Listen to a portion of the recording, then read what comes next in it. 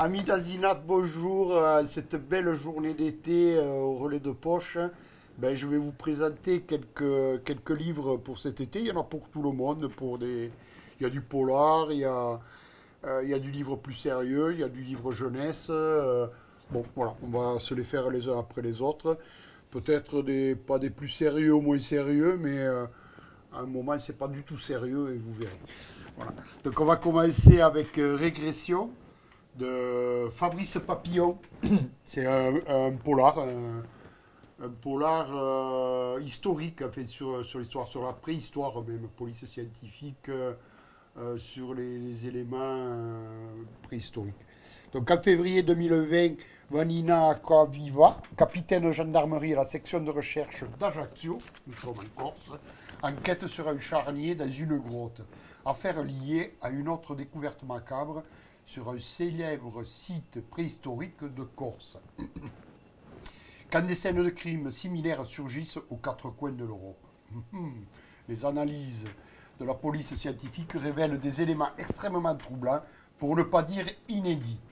Entre histoire de l'humanité et mythes revisités, ce passionnant thriller questionne avec brio l'urgence écologique, où on voit que tous les chemins se croisent à un moment. Fabrice Papillon, journaliste et producteur de documentaires, puisque c'est son premier métier, est l'auteur de 8 ouvrages de vulgarisation scientifique qui sont plutôt appréciés dans le monde scientifique. Après le succès du dernier River, prix du meilleur polar des lecteurs, point, il signe son deuxième roman très maîtrisé, Régression.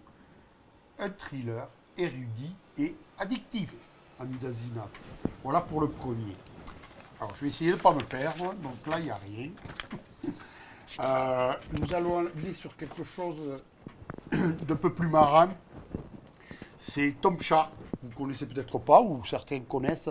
C'est un auteur, mais j'y viendrai après. C'est un Britannique, et vous allez voir ce qu'il en est. Donc, c'est ce livre-là qui cet été n'est pas trop lourd et très marrant. La grande poursuite de Tom Sharp. Donc le pitch, on va faire. Frenzik, honorable agent littéraire, reçoit un jour le manuscrit d'un roman. Pitié, ô homme pour la Vierge, c'est le titre. Titre pas très engageant. Le sujet en est délicieusement scandaleux. Il traite des amours d'un jeune homme avec une très vieille dame et l'auteur tient absolument à rester anonyme. Frenzik et son assistante Sonia Futtel décident alors de monter un coup littéraire. Ils choisissent comme prête-nom un obscur écrivaillon qui s'est vu refuser un ouvrage, Peter Piper. Ils remettent le livre à un éditeur de renom, mais ruiné, Geoffrey Carcadal, et obtiennent de l'argent du richissime Uchemea. Vous voyez déjà le montage n'est pas très sérieux. La machine est en route pour lancer sur le marché ce qui doit être assurément un best-seller. Et tout rate, bien sûr.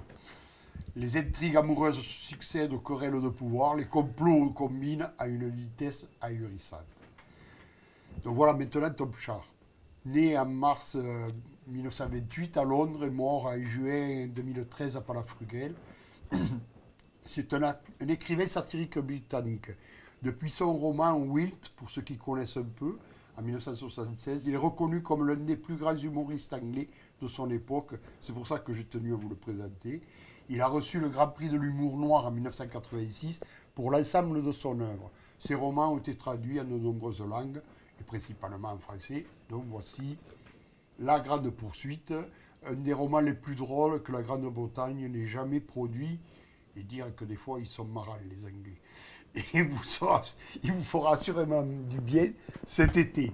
Donc Tom Sharp, La Grande Poursuite, un bon moment de rigolade sur la plage. Alors, le suivant, je me le suis rédigé un peu pour ne pas me perdre, il est là. C'est un peu plus sérieux, c'est un polar. J'ai bien aimé lire ce livre parce que bon, voilà, il se remet dans l'histoire récente et il nous permet de ne pas oublier surtout l'inconnu du Bataclan de Florent Marotta, parce qu'il ne faut pas oublier justement. Le 13 novembre 2015, Bataclan, des terroristes islamistes massacrent une centaine de personnes. 2 janvier 2021, une femme est retrouvée morte chez elle. C'est une rescapée de la tuerie. Alors que tout semble indiquer qu'il s'agit d'un cambriolage qui a mal tourné, le capitaine Charles Hutin doute. Et si ces deux éléments distants de plusieurs années étaient liés? À l'heure où la France tente d'oublier ce traumatisme, le feu couve. Partout, les ennemis de la France se reconstituent, activent leur réseau. Quel est le terrible secret qui s'apprête à émerger? Un livre avec un fond historique, intense et plein de suspense. Et c'est vrai qu'on le tient jusqu'au bout sans souci. Mais je n'irai pas plus loin sur ce livre parce qu'il vous faudra découvrir la fin au bord de la plage avec quelques graines de sable entre les pages. Mais elle était à vous avec L'inconnu du Bataclan de Flora Marotta.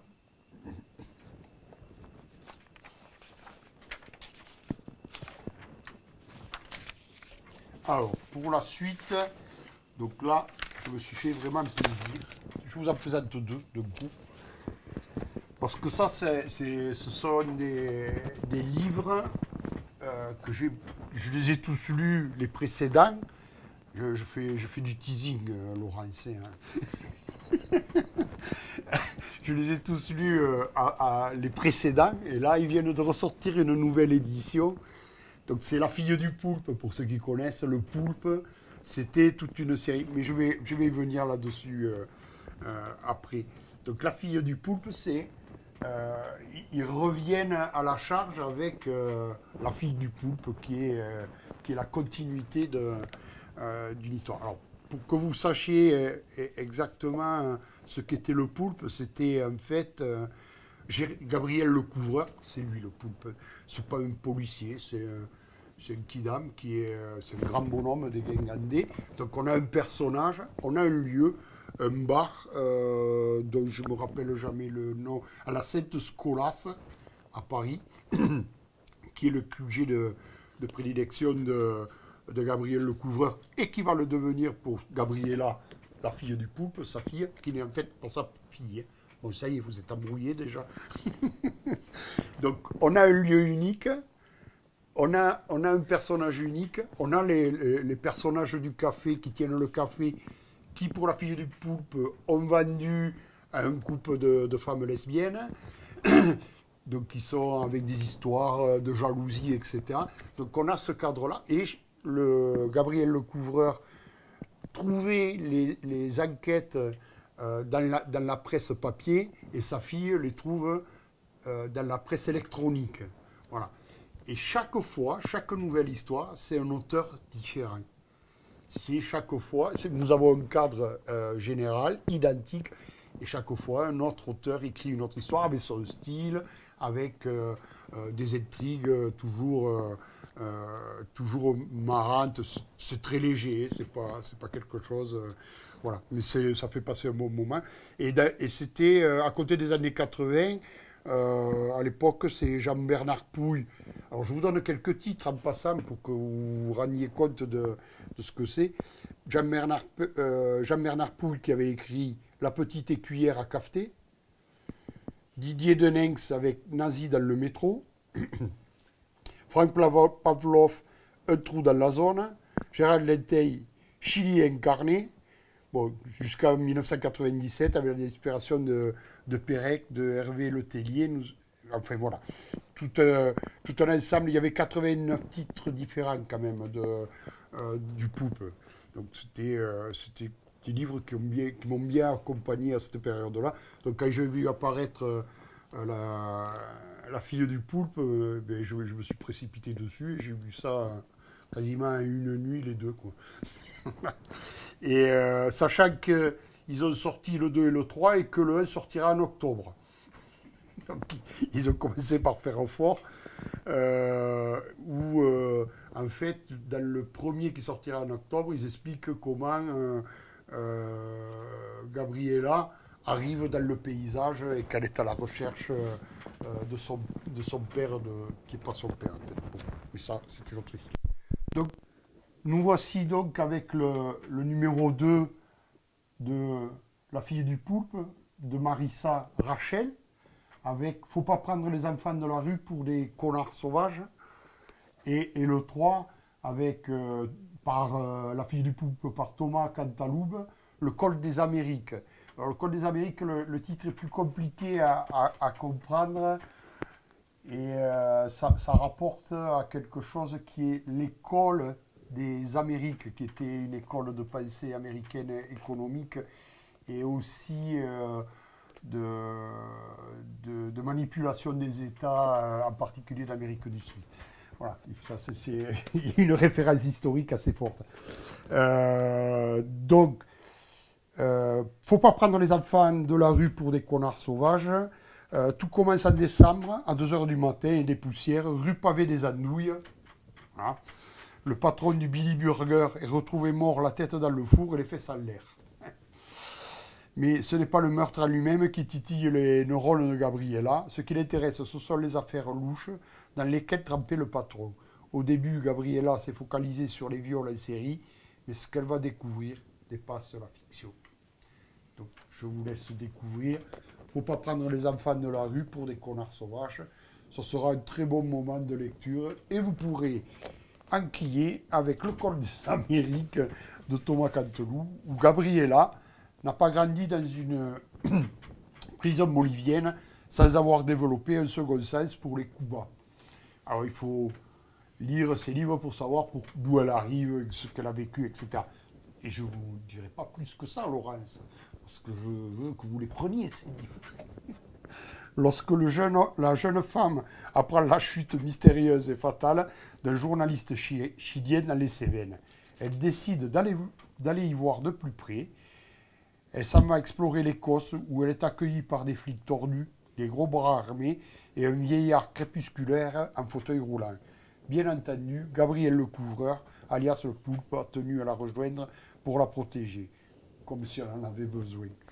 Encore de bons moments de lecture, et ces livres sont parfaits pour l'été, parce qu'ils sont très légers, et on passe un bon moment là-dessus. Voilà, La fille du Poulpe qu'on a eu le plaisir de revoir après Gabriel le Couvreur.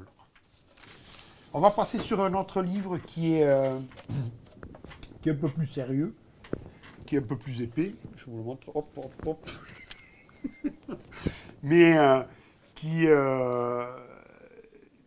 dans cette période un peu troublée, un peu interlope, va donner beaucoup de bonheur et de joie. Donc ça s'appelle L'art de la joie de Golarda Sapienza. C'est pas un nouveau livre, il est en poche, hein, et pourtant il est épais. C'est un livre qui n'est pas récent, mais qui mérite que l'on prenne le temps de le découvrir. Et quoi de mieux que le temps de l'été pour découvrir un magnifique livre, surtout quand il est épais. Voilà, on peut prendre son temps de lire ça. Alors c'est la chance d'être libraire et d'être quelque chose que je ne connaissais pas, ni l'auteur ni le livre, mais ce sont les clients qui m'en ont parlé et qui m'ont incité à le lire et à le mettre en avant. Donc le vent de ses yeux m'emporte vers lui, et même si mon corps immobile résiste, ma main se retourne pour rencontrer sa paume. Dans le cercle de lumière, la vie de ma main se perd dans la sienne et je ferme les yeux. Il me soulève de terre, et dans des gestes connus, l'enchantement de mes sens ressuscite, réveillant à la joie mes nerfs et mes veines. Je ne m'étais pas trompé. La mort me surveille à distance, mais juste pour me mettre à l'épreuve. Il faut que j'accepte le danger, si seul ce danger a le pouvoir de rendre vie à mes sens, mais avec calme, sans tremblement d'enfance. L'art de la joie est principalement le roman d'une vie, celle de Modesta, personnage magnifique né le 1er janvier 1900 sur les pentes de l'Etna en Sicile. Du chaos misérable de son enfance au hasard de la vie qui feront d'elle l'héritière insoumise d'une famille dégénérée de nobles Siciliens, c'est en fait un apprentissage de la liberté que cette œuvre nous invite. 10 ans après sa première parution en France, l'édition semi-poche aux collections Météor du chef-d'œuvre de Goliarda Sapienza. L'auteur, Goliarda Sapienza, 1924-96, est né en Catane dans une famille anarcho-syndicaliste. Son père, avocat syndicaliste, fut l'animateur du socialisme sicilien jusqu'à l'avènement du fascisme. Sa mère, Marie Giudice, figure historique de la gauche italienne, dirigea un temps le journal Il Grido del Popolo, le cri du peuple. Tenu à l'écart des écoles, Goliarda reçoit pendant toute son enfance une éducation originale qui lui donne très tôt accès aux grands textes philosophiques, littéraires et révolutionnaires. Il fallait que les femmes restent à leur place. Mais aussi à la culture populaire de sa vie natale. Durant la guerre, à 16 ans, elle obtient une bourse d'études et entre à l'Académie d'art dramatique de Rome. C'est le début d'une vie tumultueuse. Elle connaît d'abord très rapidement le succès au théâtre avant de tout abandonner pour se consacrer à l'écriture. S'ensuivent des décennies de recherche et de doutes, d'amour intense. Son œuvre complexe et flamboyante laisse les éditeurs italiens perplexes et c'est dans l'anonymat que Goliarda Sapienza meurt en 1996. Elle ne trouve la reconnaissance qu'en 2005 avec le succès en France de sa traduction de son roman L'art de la joie. Depuis, ses livres sont redécouverts en Italie. Les éditions Le Tripode conduisent désormais la publication de ses œuvres complètes en France. Voilà, je vous invite vraiment à découvrir cet auteur et en particulier ce livre qui est un chef-d'œuvre. Voilà, c'était quelque chose qui mérite d'être lu pendant le temps suspendu de l'été ou entre la sieste et le fromage. On a le temps. Alors on va terminer avec un livre pour les adolescents, parce que les adolescents aiment lire et aiment lire aussi les gros livres, même si celui-ci est écrit un peu plus gros que L'art de la joie. Donc c'est Violette Hurlevent et les fantômes du jardin, c'est le tome 2, qui peut se lire indépendamment du tome 1, qui est Violette Hurlevent et le jardin sauvage, mais si vous lisez les deux l'un derrière l'autre, c'est pas mal aussi. Bon, par Paul Martin et Jean-Baptiste Bourgois. Donc pour les ados, et même s'ils n'ont pas lu le premier, voici un récit qui devrait leur faire l'été. Le temps est venu pour Violette Hurlevent de retourner dans le jardin sauvage. Mais notre héroïne n'est plus la même. De très nombreuses années se sont écoulées depuis sa dernière visite et elle est aujourd'hui une femme âgée. Cependant, il suffit qu'elle pose un pied dans ce jardin fantastique pour qu'elle redevienne l'enfant intrépide et volontaire qu'elle était autrefois. On aimerait tous faire ça, Laurence, n'est-ce pas? Tant mieux, car Violette va avoir besoin de toute son énergie pour faire face à de nouvelles menaces. La fée Rosse, en deux mots, la fée Rosse, dont les ronces paralysent le jardin, l'inquiétant baron qui va servir ses habitants, et surtout les disparitions brutales de pans entiers de cet univers, comme engloutis par le néant. Bonne lecture et bel été à vous, amis d'Azinat. À la rentrée, on se verra avec de nouveaux auteurs.